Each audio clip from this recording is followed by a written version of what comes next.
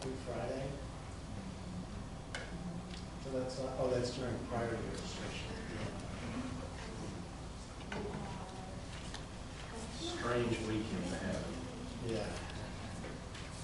Every so many years they have it now. Oh, really? Yeah, it's not always.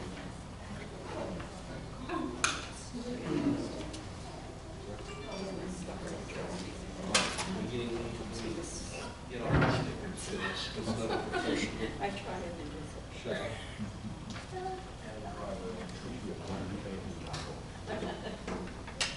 I talked to Yeah.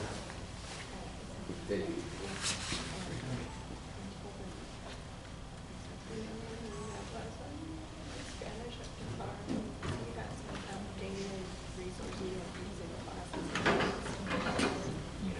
Spanish learning program. I'm like, Thank you. You can give like Andy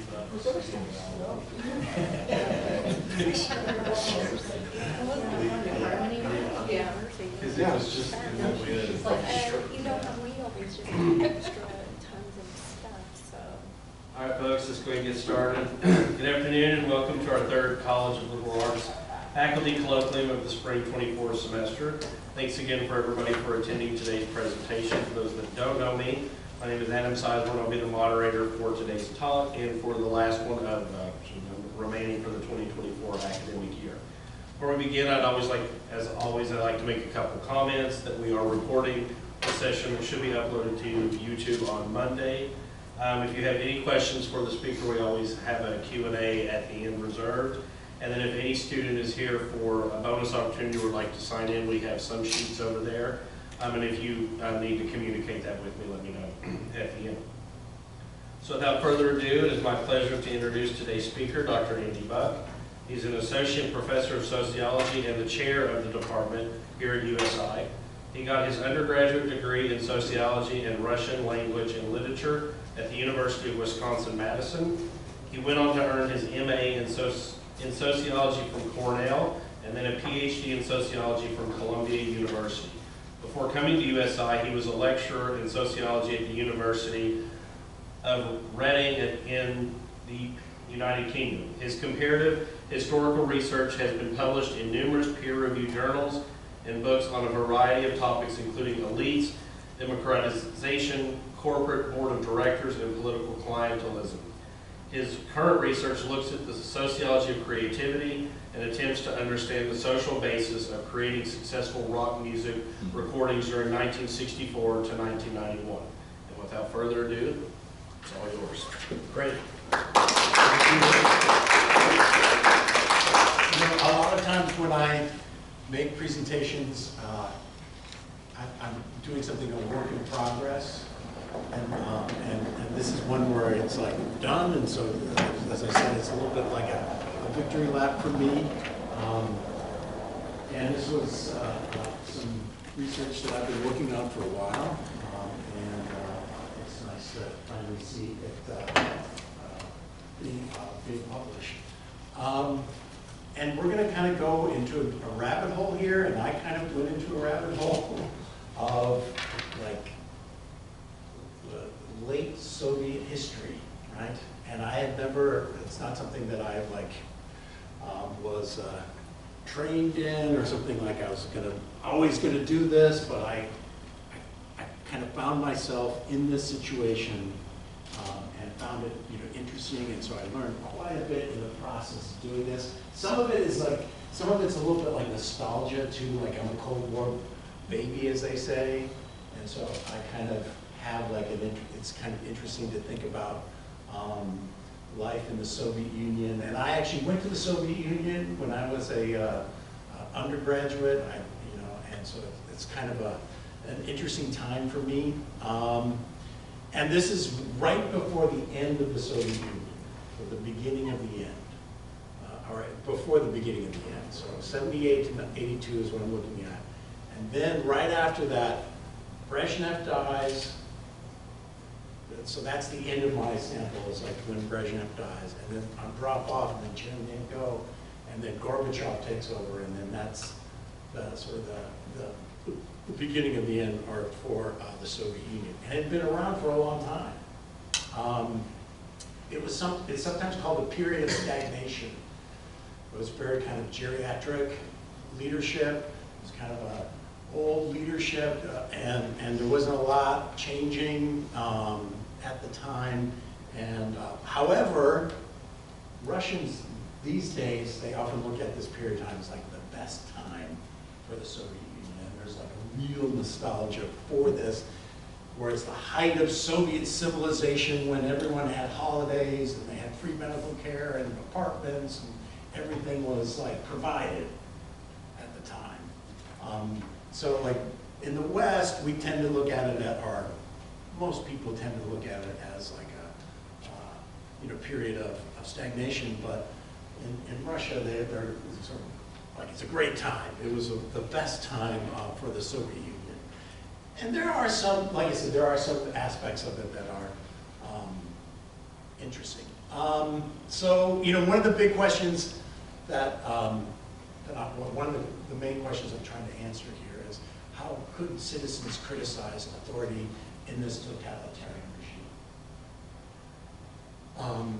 And we're going to get into reasons why they, how they did this, but there is a tradition in Russia and the Soviet Union where people would appeal to authority about the bad leaders in their locality. Right? That was originally what it was like. There's some really bad people who are running our locality. If only the Tsar knew about this, they would write letters to the Tsar, and hopefully they would get some action on that. And then, after Tsarism, when the Soviets took over, Lenin was like, we should be listening to letter writers because they're going to tell us about the realities on the shop floor. They're going to be signals from the masses. We shouldn't listen to the journalists because the journalists they're elites, and we need to listen to just the people who are on the worker correspondents, he called them, right? So you could be like, hey, my boss is doing this thing, it's not good, and you could write to them. And that was a really big thing at the beginning. And then during Stalinism, it became pretty gruesome. It was like, they started informing on their neighbors, right? They used they used letter writing to say, my neighbor, I saw them drinking, selling vodka or something for profit, and then they would be sent to the gulag. There's a historian, Sheila Fitzpatrick, and she did a lot of work on this, on the Stalinist period. And I'm kind of like updating her. I'm kind of following her in her footsteps here, the work that she did. And then it was reinvigorated after the thaw, and people were like, okay, it's okay to criticize authority again. And so it was a really highly developed culture of letter writing. Like it was the big thing to do, and they had, you can see all the, right, as I'm going to get into like sort of excavating some of that. So what's new here? So when the era that I'm studying, the late Brezhnev era, in 1977 they put in a rule that says it's okay to criticize authority, right? And it's enshrined in the Constitution. You can do it without fear of being sent to the gulag, right? Because people were still obviously concerned about that. So it was what was called, this was more like a soft repression that you could criticize if you said it properly, if you packaged it in the right way, right? If you framed it in the right way, you could criticize. It wasn't like, you can't say anything bad and we're going to throw you in jail. And there wasn't like censorship, right? Sometimes people think, there was a lot of censorship in the Soviet Union. It was more what they call post-publication verification. So it was like, if you wrote a letter, you knew you already knew what you could and couldn't say, right? And you were inculcated with Soviet values, because by 1977, it had been 50 years that the Soviets had been in charge, and so people were already sort of, they knew what was okay and what wasn't okay to write. And the same thing with the people who were working in the newspapers. They knew what you could and couldn't write. So there wasn't really censorship. It would just be like, oh, well, how did that get past people? You know you can't write that. And then the other part that's new here is I'm studying, like a lot of historians have studied this, and I'm doing more historical sociology, and I'm studying the practice itself of letter writing, not like one part of it to illuminate housing in the Soviet Union or consumer complaints. I'm looking at letter writing itself as an object. And I'm using a systematic sample, right? So it's not just like, oh, I found some things and I put it together. I'm trying to systematically look at this from different localities and different sources. So that's the sort of historical sociology. And then the other thing that kind of got me into this was that that got me down this rabbit hole where I kept on going, was that people who did this kind of work before never had the responses of the authorities.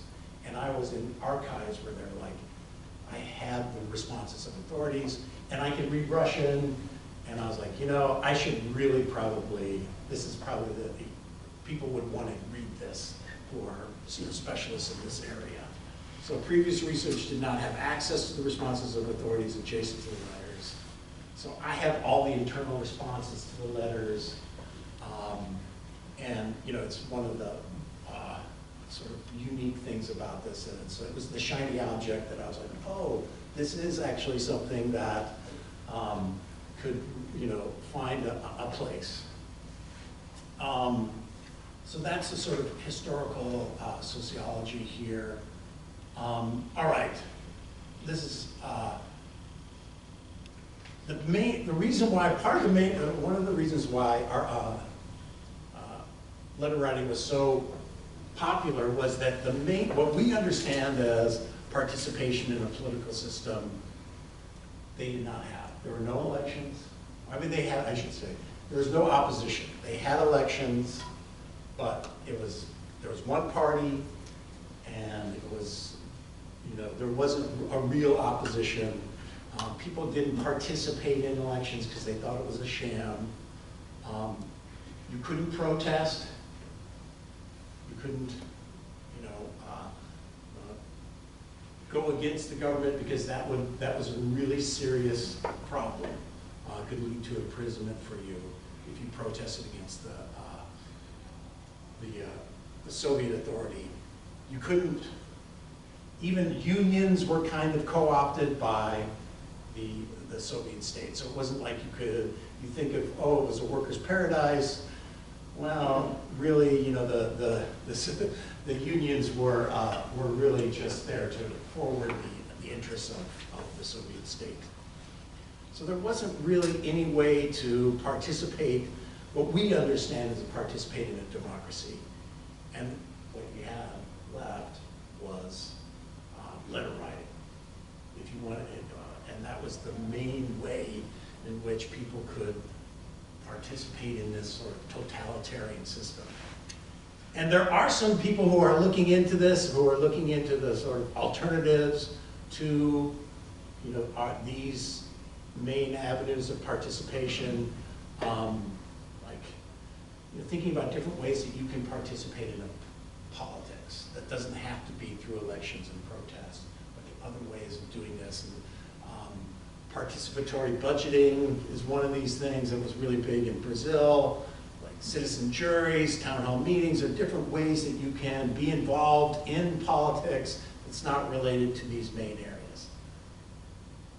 And you might think of like, oh, there might be other ways that I today am involved in politics that I'm not really wouldn't typically think of, maybe the way that I talk on the internet or write things on the internet might be part of that. But in the Soviet Union, this was the main way to discuss important matters, was to write a letter. Because those other mainstream forms were absent. Okay, so a little bit more about the social context here. State socialism, when people were writing these letters, you have to be reminded that there was no freedom of movement.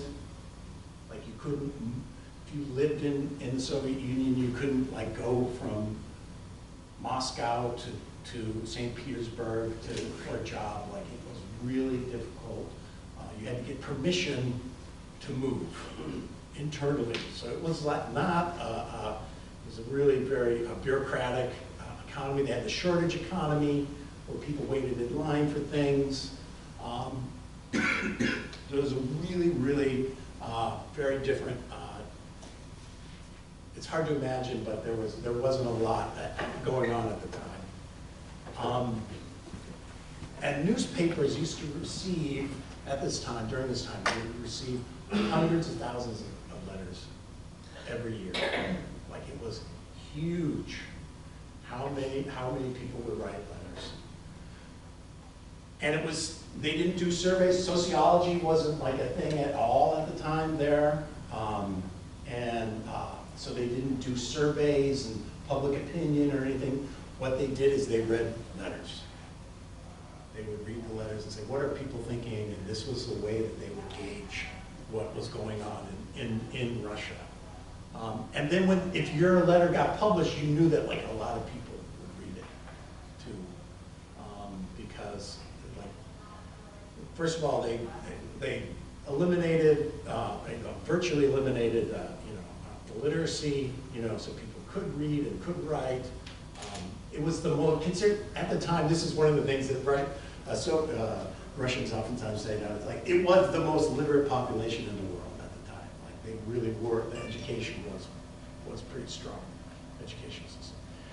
But you had to do this in this special way of speaking that was called socialist speak, or speaking Bolshevik is a more kind of an interesting way. Like you had to, if you were going to criticize, you had to use the language of it. You had to couch it in the language of authority, right? You had to say it in the way that it was like, oh, we hear this, right? If you, and that was a big thing where you would, people would, and this, so to speak, would be expressed in different ways. Like, if you're at work, you would say one thing, but at home you would say another, right? You know what I mean? Like at the dinner table, you would speak a certain way, freely about things. But when you're in public, you're like, you know the correct way to speak and the right. I'll bring in Lenin here. I'll bring in Brezhnev next, and then the whole thing will like come together. Apparently, I did so, at one point the reviewers were like, you need to do some research on other countries who've done this. And so I did, and other Eastern European countries did do this as well, this type of letter writing. It was very common. East Germany had that, but I don't know if they've done that, they haven't done the kind of research that I'm doing, but they seem to indicate a lot of it was like personal letters for exceptions, which is one part of these letters. So this was pretty widespread in a lot of these other state socialist societies, like East Germany. So what I claim is that there's like a kind of repertoire, different ways of writing letters. You would write some letters to authority, right, and that would become part of the public record. You would write letters to newspapers, which then potentially hundreds of thousands of people would read. You would have collected letters with lots of different, like people signing on and agreeing or disagreeing to that. And then you could have anonymous letters too, right? That was another thing that where people would write anonymous letters to authority, which they then, by the way, they would check the handwriting of anonymous letters. This was all handwritten. It was made the research sometimes difficult for me to read. You know, they could tell the gender pretty quickly about, you know, based on writing, and then they would like find out the stamps, where it was mailed. They really did try to find, as we're going to find out, they really controlled this stuff. And then there were a lot of personal letters for exceptions, like, I want a higher pension. You know, can you do something about this? I want a better apartment than I have. Can you do something about this? I'm a really great person, and I'm a supporter of the Soviet Union for a long time. And you would get these really highly critical letters, like where you're like, wow, this person is really they're very upset about things. Some of the similarities, a lot of times the way that they dealt with these things is they would say, yeah, there's this terrible person who's not doing their job. They would single out individuals rather than saying, this is a big problem, a social problem. Because if you acknowledge that there were social problems, you were saying the Soviet state was a problem, was not working correctly. You would use the language of authority. A lot of times we would use anonymous letters a little bit less because they didn't have to worry about that. But all the other letters, they tried to use the language of authority. No problem was too small.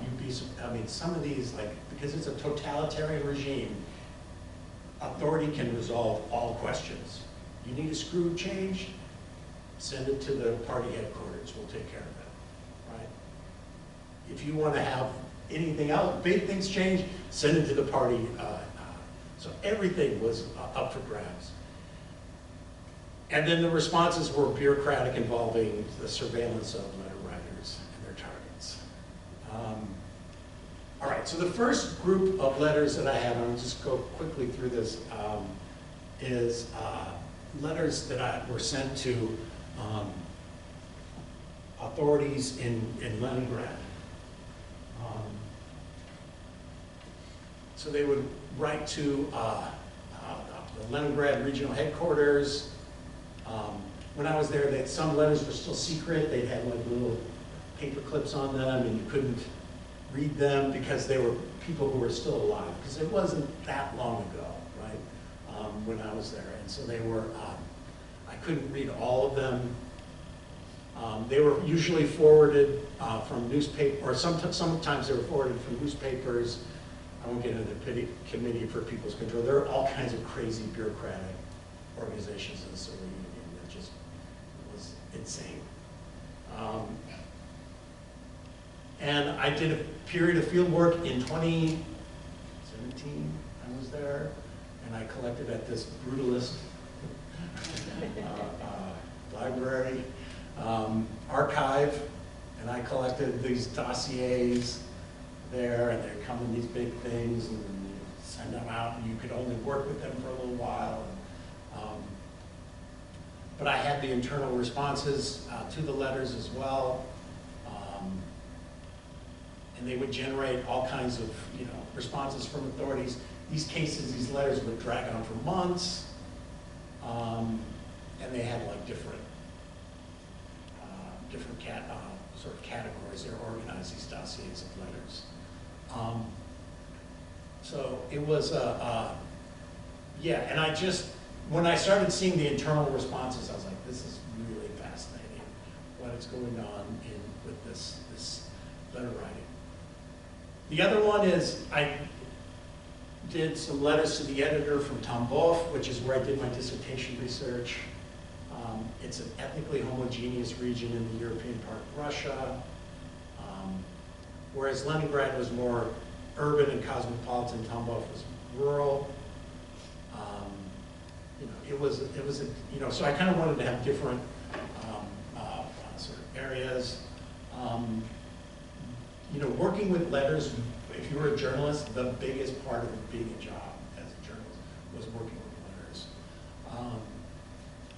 there was special journalistic training, you know, about this, where they would, you know, find the person who could respond to the criticism in the newspaper. I mean, this was really, really, you know, like the most important part of being, and every newspaper had letters to the editor. And Communist Party workers, you know, Communist Party members worked in the editorial to make sure the work was politically correct, right? So you knew when you were writing to them that someone from the party was going to be reading it, right? It wasn't like, oh, I had no idea. Everyone knew that, you know, that some political operative was going to be reading it. So, and I got those, I sampled them over this time. I have another type of letter that I'm working on a different, another paper with a colleague of mine about praise. So like that was another big thing that people would do in the Soviet Union, is praise one another. And praise was a really big thing. You publicly praise and say, this person is the greatest. And it's fascinating what they do there. Anyway, but I'm not going to do that for this analysis. And I went to Moscow and photocopied the letters and did all this work. It was, you know, I couldn't, it was you know, like none of this stuff was digitized, let's just put it that way. I couldn't just like download it. I literally had to physically go there, take them out, photocopy them. You know, all of this was hand done. It was, you know, I wish it had been digitized, but it wasn't. So it took me a long time. I went there. It took me a long time to collect this data. All right, so what did I find? So letters, there were, the ones that were really interesting, a lot of the interesting ones were the anonymous letters about leadership. They were just like sort of drag on the communist bosses. And around a quarter of the letters sent to parties were anonymous, and they mainly, you know, the corruption and unethical behavior of authorities. And these things would never make it to print. And about abuse of power, acquiring cars and apartments for relatives. I mean, stealing public resources like the distribution of meat for private gain. I mean, the corruption in the higher reaches of the Soviet state was pretty jaw-dropping. And for example, like a chauffeur writing about a party boss inappropriately touching and speaking to citizens while intoxicated. So they would send this letter and say, you know, look, you guys have put this buffoon in charge. Why don't you do something about this? I'll talk a little bit about what they did in these cases, but you know, that would be an example. And they would, you know, write it by hand and try to, you know, cover what they were doing. Letters, individual letters about the workplace. A common letter was an aggrieved worker who claimed their co-workers were toxic. Most of these were not anonymous because they expected a response. It was like, hey, I'm in a really bad situation at work. I've got a bunch of difficult co-workers, and they're doing X. Can you do something about this? And like I said, no problem was too small for authorities. They got involved in all this stuff, making decisions about who gets promoted in an organization, who doesn't. It's pretty amazing. Demotions, resignations, workplace bullies. I mean, let's get the regional party involved. And the one that a very, you know, sort of an example that I was interested in. This is the Mariinsky Theater in St. Petersburg, and someone wrote that his colleagues were called them anti-Soviet because they were gay, right? And it was like, this goes against Soviet values, and you know, you need to remove these people from positions of authority in the Valley Company. That's the kind of anonymous letter that you would receive. This kind of, or not anonymous, but individual letter that you would receive about a workplace, where you're like, this is like petty office politics. Why would you send it, it'd be like us sending it to the Democratic Party to ask for, problems that occur at USI or something like that. You'd be like, that's not really gonna solve anything, but that's what they did. They would try to have these sort of office politics. Individual letters about social services, better housing, lack of telephones, poor public transportation. An elderly citizen complained that he was living on the, younger people lived on the lower floors and he's living on the top, and this isn't fair. I'm a, big supporter of the Communist Party. I've been a member since 1922, and you make me walk up 5 flights of stairs every day, and then they literally, then the authorities say, okay, all right, you're right. You should probably go down to the lower floor, and they change things.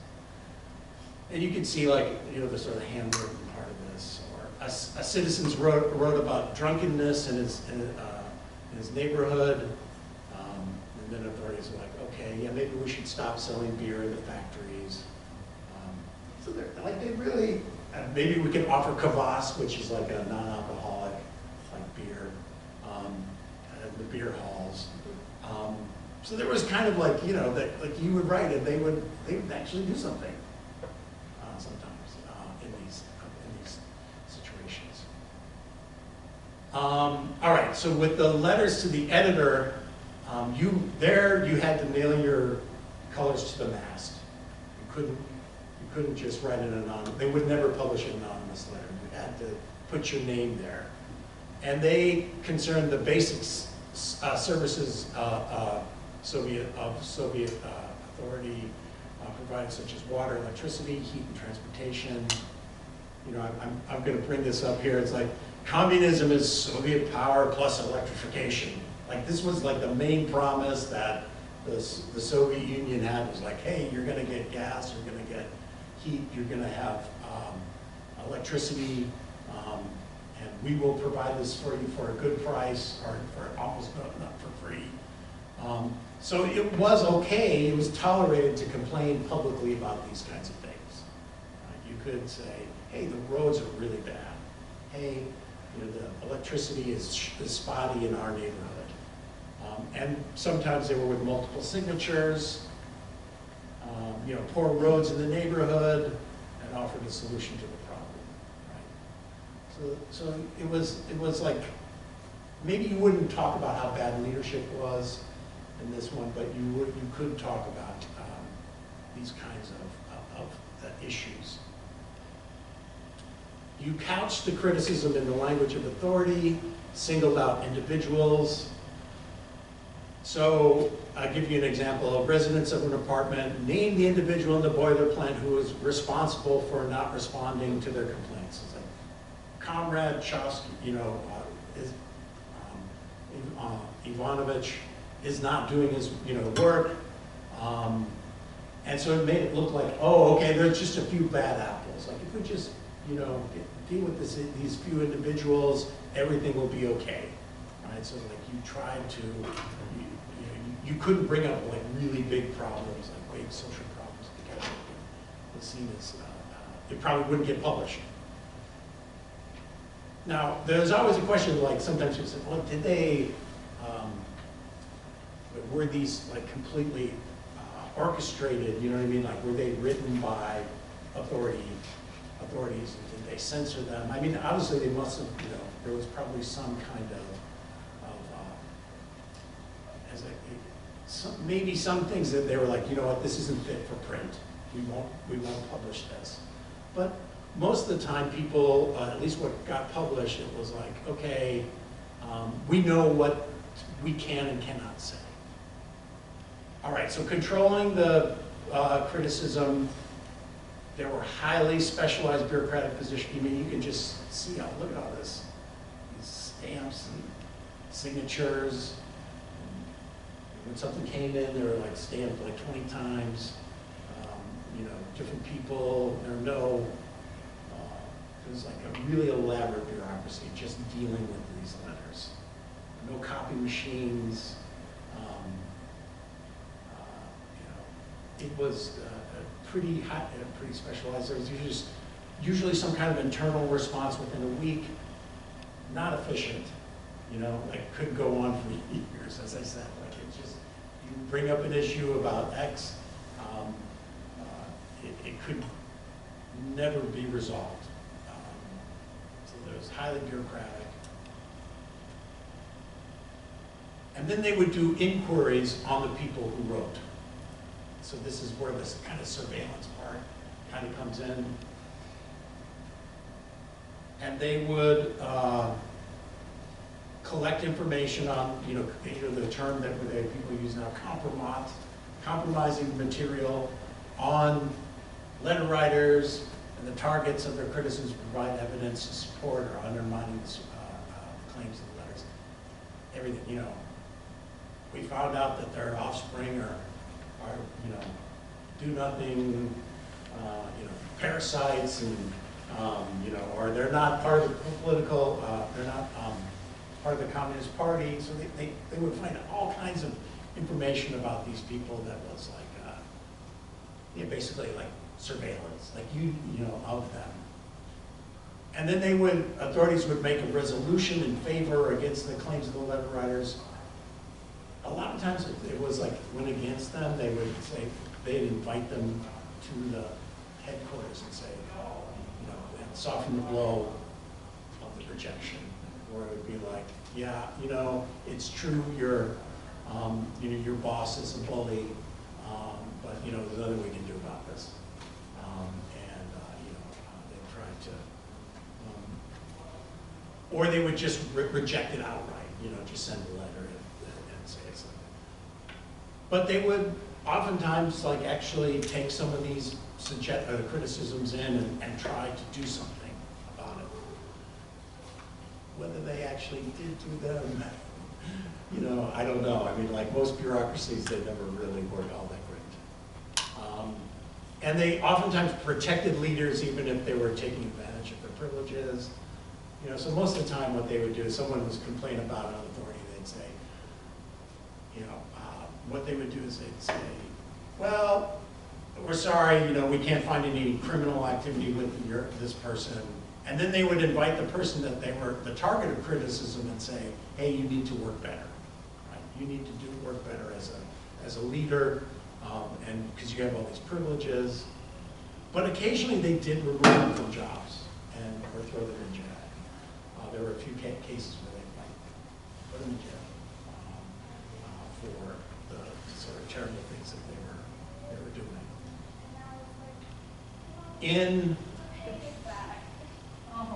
For the papers, newspapers, they would do something that were called raids. This is, but before a raid, a more typical sort of response is that there would be a letter that says, you know, like, you know, the police haven't been doing a good job in my neighborhood for this reason or whatever, and then right next to it, the police would respond. Response right next to them.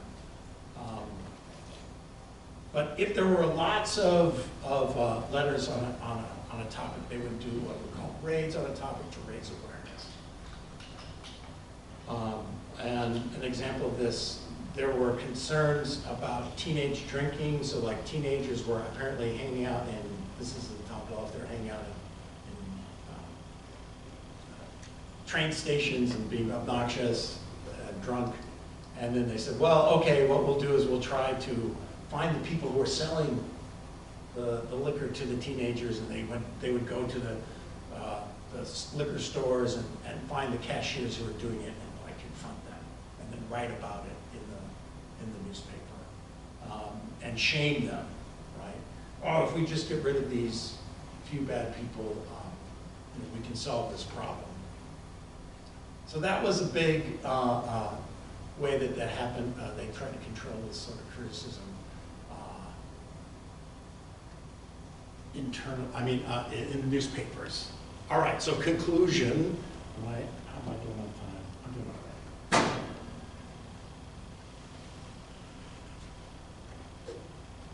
Once protest, elections emerged, some of this letter writing diminished, okay? wouldn't say it completely disappeared, because I actually wrote a paper on about letter writing in the 90s. But it did diminish because people were no longer required to just do it in this, to criticize this way. But it does sort of represent a deliberative form of participation with a highly ritualized textual communication. I oftentimes, digital communication has sort of transformed that way that we participate in a political system. We no longer write letters. I mean, some people do write letters. I don't know. They still are around, but it's like not a big, it's not a big part of our political life anymore, really, in the United States. We have things that we write under, online, right? Below the text, below the line sort of comments that people, have their opportunity to talk about things. So but at the time, right, that was it. That was, in the 1970s and 80s, if you wanted to say something politically, you had to write it down and send it to someone. So it's kind of transformed that digital communication. And it also suggests that maybe it wasn't as stagnant as people make it out to be. Like, you could criticize in a very narrow way, but there was dialogue between authorities and citizens. However, it was a very narrow form of political interaction. Right? It wasn't and it often ended up reproducing Soviet authority because you were using the language of Lenin, you were using the language of Brezhnev or whatever it was. And so you actually, even though you were criticizing, you were reproducing authority. And so really citizens couch criticism in language to get what they needed. They had a problem. How do you get a problem solved? Well, you have to write it in a certain way, and then you might get what you need. And they were very adept at being able to write this, and people used it all the time. As I mentioned, hundreds of thousands of letters being written each year to newspapers. And these two contradictory trends in letter writing speak to its longevity, right? So it's kind of like a way in which, at the beginning of the Soviet Union, Lenin said these people are worker correspondents, and we need to understand the signals from the masses. And it's still around today, right? I mean, I wrote a paper on the 1990s about letter writing. It transformed a little bit then. I don't know how it's used today. Maybe it's online. It's probably online. Like everything that we do with text, it's political things are probably online and probably anonymous. So, and it's sort of, yeah, all right. I think that's it. So questions, comments, criticisms?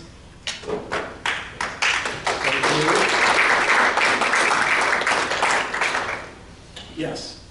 I'm wondering about, and I'm naive with this, the circulation of newspapers, the number of newspapers. So is this something where there are some big centralized newspapers, and then there are also like a local newspaper, small towns, Right. or what's happening with this? Right, so there are central newspapers in Moscow, and they had really big readerships. I mean, millions.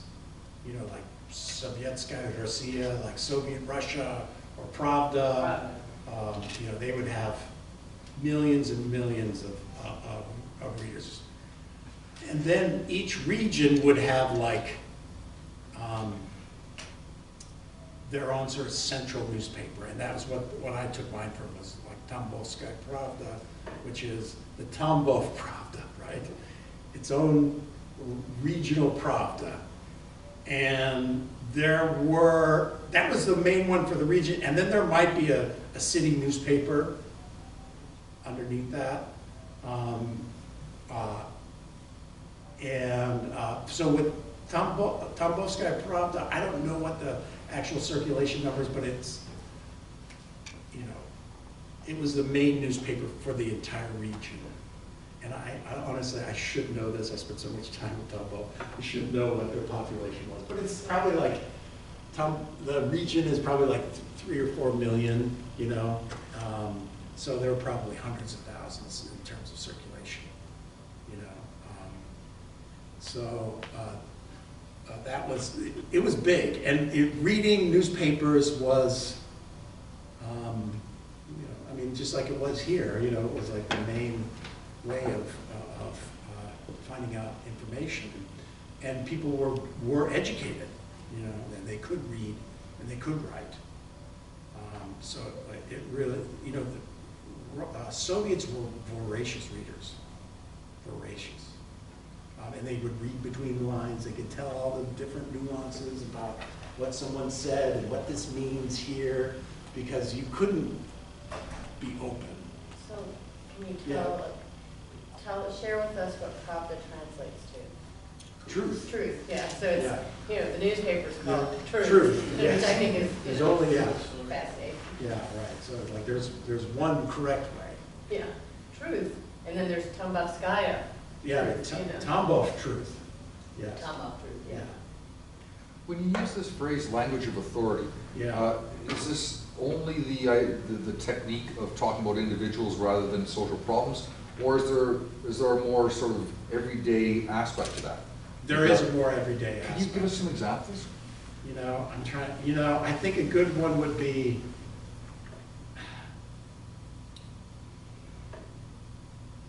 you would say something like, we were working on the 5-year plan and we're trying to reach, overfulfill the plan, and we were listening to what Lenin said when he said, we need to make, be concerned with not only the economics but the social aspects of our lives. And it'd be like this beginning and a really long sort of beginning of using all these different political phrases. But, right, and then there's like, we haven't been living, there's been some problems for reaching this, and it's usually, so there would be a kind of reference to a party conference, a reference to a leader and what they said. And then you'd say, well, you can't say like something against Lenin, right? So there was kind of like some kind of techniques that way. And then and sometimes it was called, during Stalinism, it was really, really strong. And people had to sort of speak Bolshevik was what it was called. Like everything had to be, about this. And if it wasn't like this, you were seen as like a problem. But even afterwards, you would still couch it and bring up the latest. Brezhnev wrote in his memoirs or something. You would really, the other big one that wasn't textual was people would have like pictures of Lenin in their offices, right? It would be like, or they would make sure they have the collected works of Lenin or the collected works of Brezhnev there to sort of show everyone's like, hey, I'm playing this game. I'm speaking Bolshevik. This is that kind. So like that would be a more everyday example. For a while, I was interested. Like maybe I could linguistically find patterns in the letters. Like certain stock phrases and do a content analysis. But I ran into a problem of Cyrillic into like Latin, into programs that couldn't find patterns in Cyrillic. Now I bet I could now. I mean, maybe I could, but so a lot of the programs are, like. So, You're saying they would always proceed with it like, I'm a party line follower, and Right. here's what I know historically to be true. Yeah, they would also say, Before then saying, pointing the finger at the individual who's the drunk neighbor causing problems. Right. And then, of course, rolling back to citing what Brezhnev said, in order for us to be an improved Soviet Right. society, we should mention this to you, and Right. don't you fix my issue.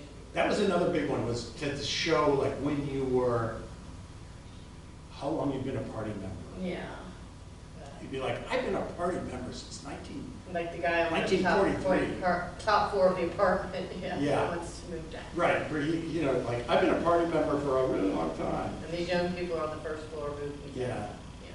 So you would, or a big one in Leningrad, I mean, was if you were in the blockade, the siege of Leningrad, you know, you'd say, I was a blockader, you know, I survived this night, you know, Yeah. you guys, you need to Help me. take care of me, you know. So like those other kinds of myths, or I should say it's not a myth, but like state rituals and state events that legitimize, they owed them an obligation of concern, you know, because they had survived the Nazi blockade of Leningrad. So that was a big one in Leningrad, was that you would say, I was a blockader. And veterans definitely had a lot of, you know, they had a lot of weight, social weight.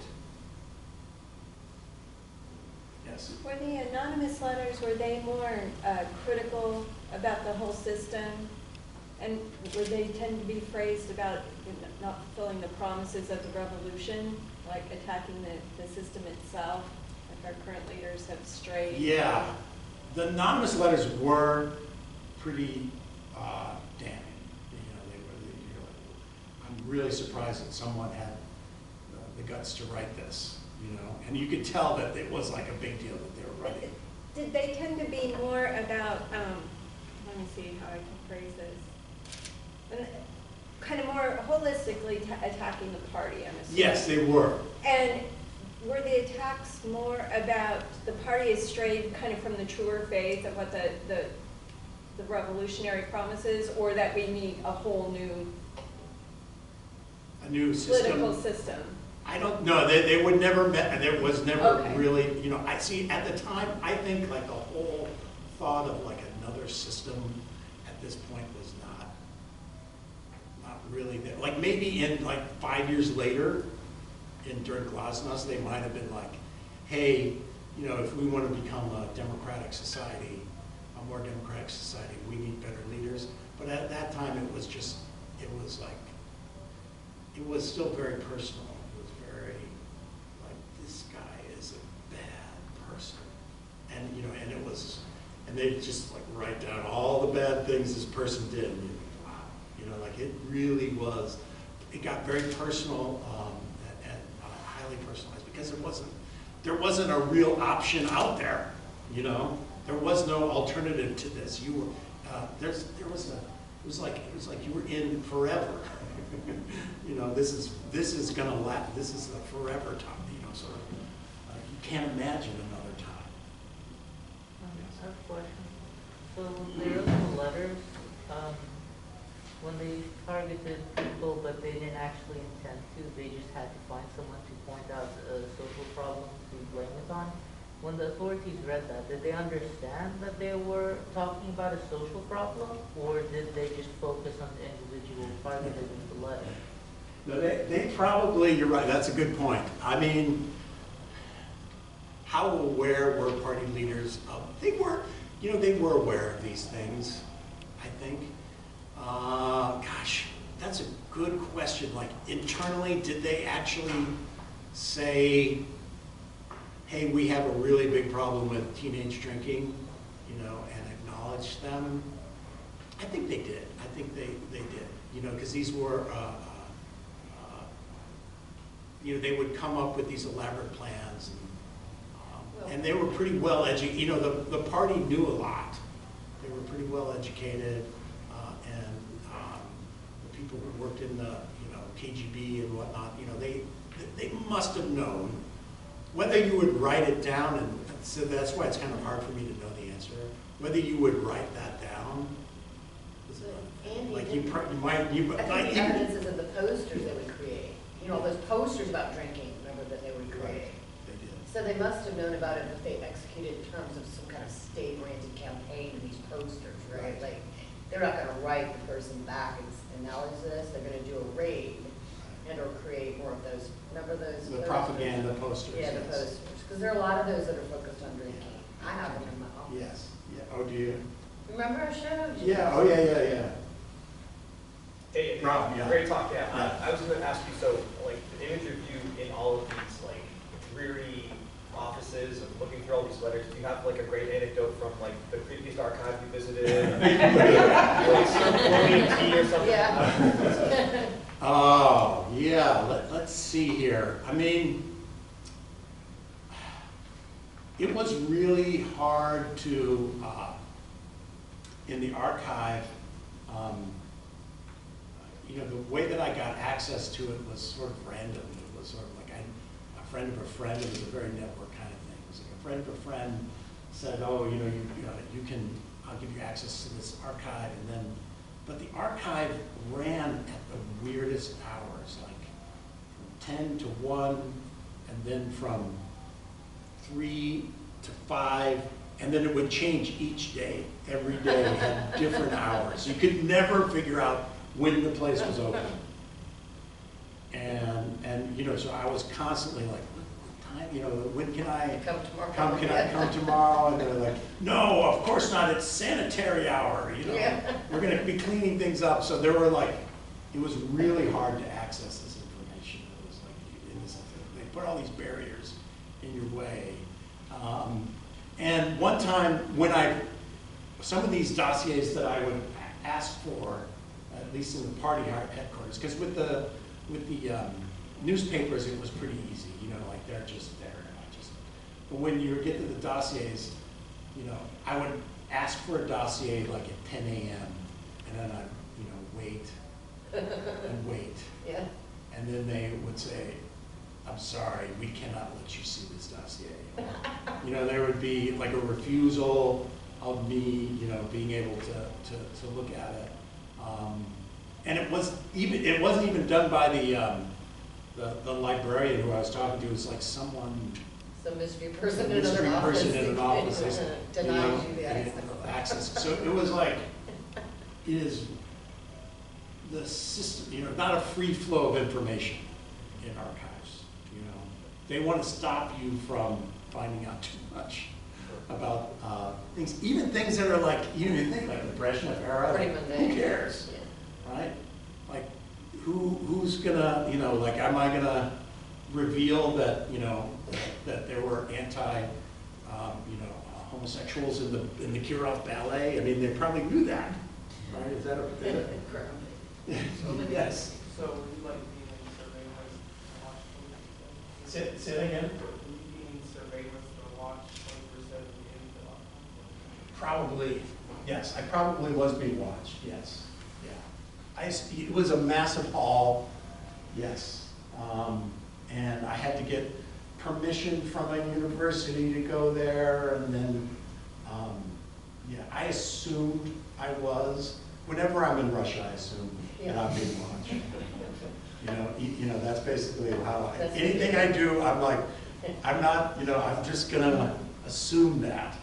Even though they might not be, you know what I mean? Like, I always felt sorry for, you know, I try not to get too caught up in that, because, I mean, I felt sorry for the person who had to surveil me. I mean, it's so boring. I mean, what am I really doing? I mean, but yes, I assume that I usually, that it's a good assumption if you're in Russia that people are watching, that they're surveilling you, yes. Were you surprised at all that they kept those anonymous letters from jamming? You know, I think, I was a little surprised when I saw it. I mean, that's part of the reason why it was the shiny object that I was like, oh, this is really interesting. I can't believe that I found these things. So I was, but you know, I think that they, and this maybe gets to your point, John, that they really did try to do something about some of these issues, right? It wasn't just like, we don't care, we're unresponsive, right? they really did. They're like, unless we know what is going on, you know, because they didn't have any other way. They couldn't go to, you know, there was no other way for them to find out what was going on. This was the only way they could find it out, was through, or one of the main ways that they could find it out, was if they read the letters and then tried to respond to them. So it was like a big part of their statecraft, their political, you know, playing politics. That was a big part of it. So every letter mattered that way.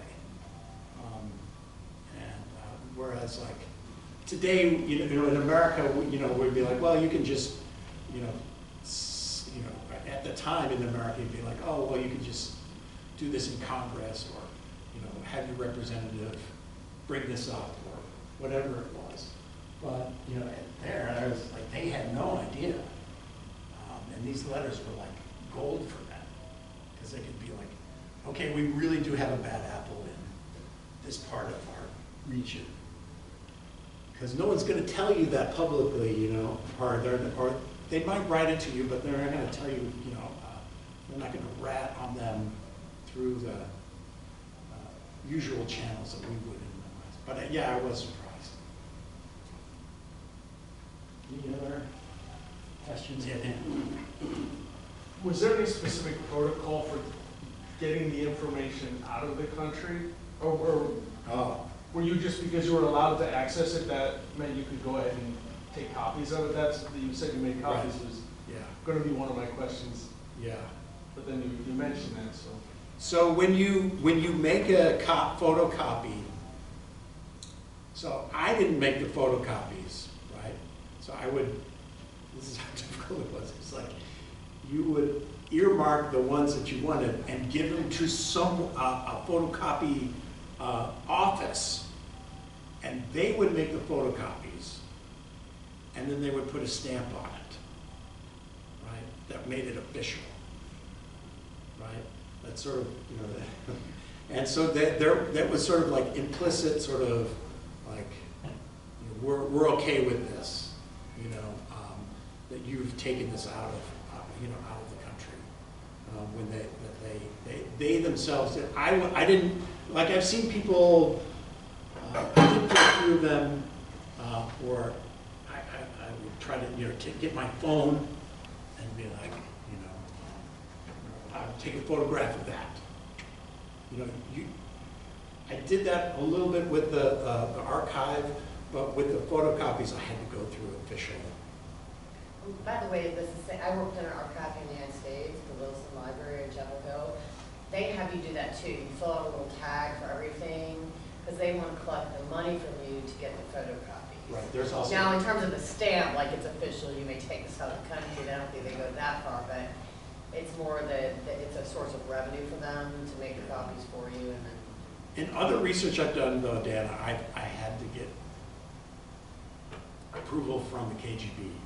Like that was like part of it. It was like they need to see that, you know, they need to make sure that what you're collecting and what you've collected is okay. And I always said to them, you can have this, I don't care. You know, you want the data that I've collected, go ahead, have fun trying to make sense of it. You know? Because it was just public information anyway. I wasn't doing like interviews and that, but it was just all public information.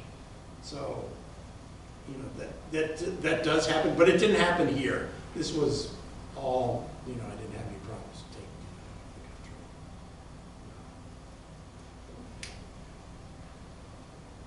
I mean, the final thing I would say to that is, when I went, 2017, that was right at the beginning of the Trump presidency, Yeah. and the relationship between Russia and the United States was better at that time than any other time in the past like 20 years. And I was the direct beneficiary of that. I was the direct I was like, great, you know, like they were like, there were fewer barriers, the fewest barriers I've ever experienced doing research in Russia, and that was partly because of the time I was there. I got caught lighting in a bottle there. Well, thank you all for,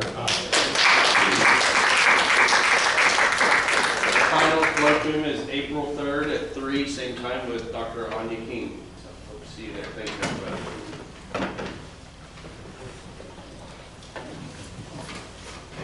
yeah, thanks for coming. Man. Yeah, it was great, like.